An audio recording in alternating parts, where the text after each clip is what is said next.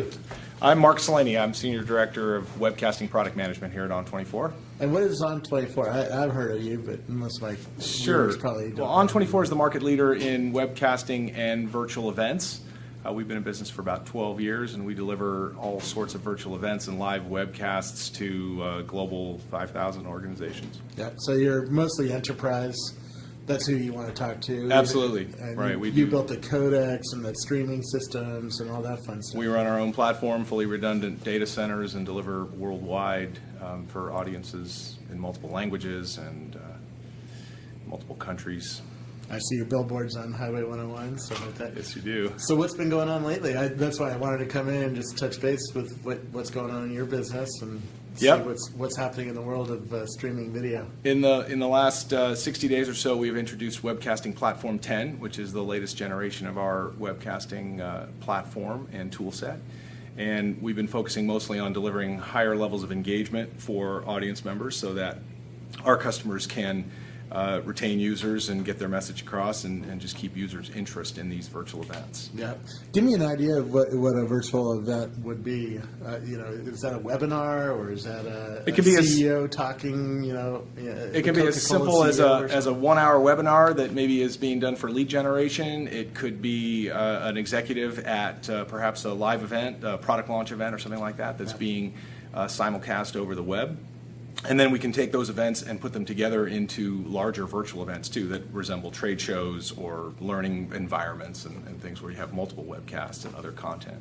Now, are you seeing more competition from, let's say, Ustream and all these guys who are doing these live streaming things now? Yeah, the live streaming tools at the low end are, we're definitely seeing them. They're interesting. They aren't the same in our minds as a webcast, where we combine that stream with a lot of other media functionality, social media integration, testing, surveys, polling, all kinds of features that sort of wrap around the stream and just add to the overall experience. Now I see one going up here on the screen here. What's going on here? So this is an example of a Platform 10 webcast, and you can see my dock at the bottom here that allows me to access a number of additional tools. So I've got live Q&A, I've got information about the presenter, me in this case.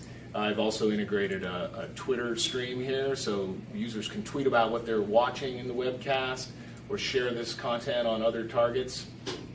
We have a new widget we just introduced, which is for generating and managing ideas. So here I can allow my audience members to post ideas and allow other people to comment on them and rate them and sort of end up with a report of what my audience. So you're trying to deliver a full turnkey solution for somebody at a big company to do all sorts of video and interactive experiences. Absolutely. Usually for marketing purposes like lead generation and product launches, or in the training arena, sales training, partner enablement, applications like that. And then executives that want to reach their employees and partners, in corporate communications apps. Now the video is higher quality than Ustream. The video can be done from webcam all the way up to broadcast quality video. We have production teams and partners worldwide that help our customers with that. So it sort of depends on who the presenter is and what the purpose of the event is. How much they're willing to spend on a video. That's exactly right.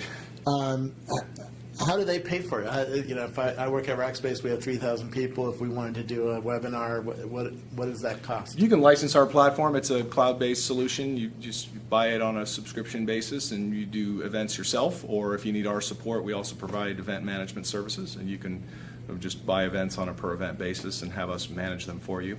Yeah, I noticed an iPad there. Does this all work on the iPad now? We've been recently focused on delivering the content to mobile devices. So on the iPad today, you can sort of access the on-demand podcast version of the event.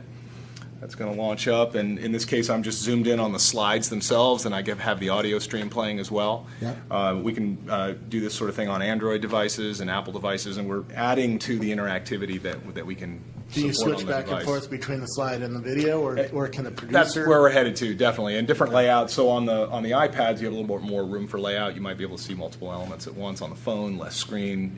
Might more optimized this. But you're not focused on Flash, so you can translate the video. Yeah, we're translating this for the Apple compatible format. Right. Exactly.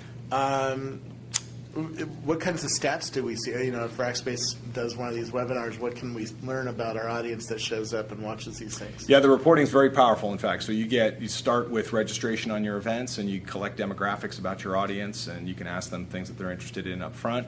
And then the activity of all your participants throughout the event is captured as well. So what questions they're asking, how they're responding to polls, what widgets they're clicking on, all of that activity is captured and then helps you build a profile of the audience. So very powerful for lead generation especially.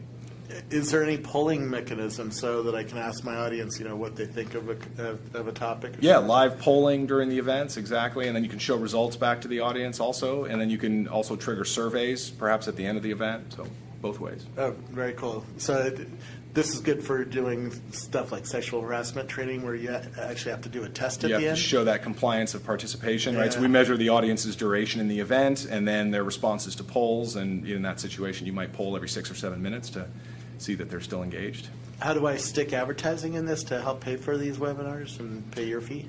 So with the console builder tool set, you can do all kinds of customization and graphics. So you can see I've used background graphics here, and we could insert banner ads into the consoles and onto the reg pages. I would say not many of our customers are doing that because they're driving their own communications initiatives with this versus this doesn't tend to be business to consumer type marketing applications. Yeah. Where do you think this market's going? You guys have been around a long time, but you probably are watching, iPad totally is disrupting. Yeah, well, there's the whole consumption of content here, on demand and for training applications. I mean, that's a growing part of our business. But also, the events that used to take place across the street in the big conference centers are now increasingly being done virtually and using hybrid approaches. So almost all those events now have this sort of virtual component associated with them. And that applies to all types of events. So whether it's lead generation or partner enablement things, user conferences. Yeah. After the event's over, do you help me put up a recording? Can I put a recording up on YouTube, for instance? Or? Yeah, archiving of your events is all automatic. You can export that podcast version of it, if you will, and publish it elsewhere. I think one of the key differentiators of these kinds of events, though, is that on demand, they retain all of that interactivity that the live event has. So it's not just a recording of the event. It is your ability to participate, answer the polls, all that. And that is aggregated into the reporting data as well after the live. In enterprises, if I did, let's say, 5 years of these, I'm going to have a lot of them, and searching through them is going to be a big deal. Do you build a search engine to help me search through this content? Yeah, we've been doing work lately with portals that contain all of these events. So one way to do that is to put all these webcasts into a virtual environment, like our Virtual Briefing Center product. Or you can build yourself an event portal, which allows you to search and browse through all of these events, and customers like to host that on their own websites and drive their users there, after or from live events to those OD events or after the events. Yeah. Is there anything else I should be asking you about webinars and this kind of content? I don't know. What you guys are doing? Yeah, what else should Robert be asking me? I think from our perspective, it's we focus on high quality live events primarily for customers that are interested in strengthening their brand and doing that kind of communications. That's really the key differentiation here. So driving audience engagement and producing a really customized sort of experience for the audience. What kind of widgets can be made available to bring this content into other places? Yeah, one of the key things we've done with the recent platform release is open the platform up so other developers can build widgets and introduce functionality into the webcast. So we've been building a lot of social media integration. Marketers want to use Twitter and LinkedIn and Facebook as part of their webcasts. We're also doing enterprise collaboration sorts of things, so idea generation, group chat, breakout sessions, those things. And the sky's the limit. I mean, you can build specific training widgets for doing test taking or giving students exercises and pointers to additional materials. A lot of interest in integrating with some of the more, behind the firewall sort of social media platforms like Jive and Lithium and those things. Oh, very cool. It'll be interesting to see where you guys go. Where do I learn more about you guys? At www.on24.com. And are you guys on Twitter or Facebook as well? Or? We do. We're on Twitter at On24. Yeah. And how about you personally? I am not. You're not? Oh, man. We're taking away your geek card. I do. Actually, I am on M. Salaney on Twitter, but I admittedly don't spend a whole lot of time there. Very cool. Thank you very much.